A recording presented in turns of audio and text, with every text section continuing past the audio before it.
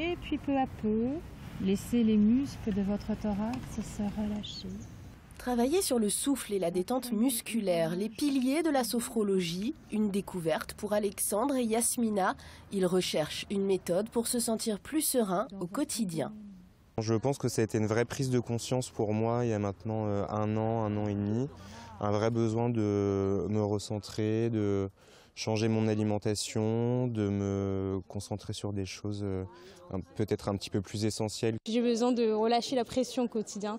Donc je pense que l'une de ces activités me permettra de pallier à tout ça, à ce stress de la vie de tous les jours.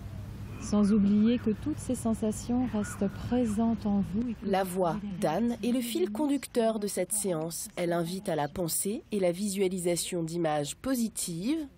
L'idée, c'est pas d'effacer complètement le négatif et de croire que tout le monde est gentil et qu'on vit dans un monde parfait, c'est pas ça, mais en tout cas redonner aussi de la place au positif. Voilà, parce que notre façon de penser a aussi beaucoup d'incidence sur évidemment l'état émotionnel et du coup aussi sur le comportement. L'objectif de ce week-end à l'abbaye de l'Épau, organisé par le conseil départemental de la Sarthe, permettre au public de tester tout un panel de pratiques bien-être.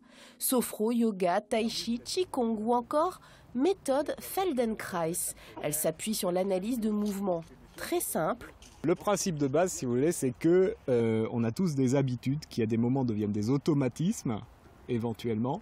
Et au moment où ça devient des automatismes, c'est là que ça peut poser problème parce qu'on a oublié qu'on avait le choix. Et donc le jour où l'habitude n'est plus adaptée, le jour où on a l'habitude de marcher sur du plat et que c'est plus plat, eh ben on a un problème.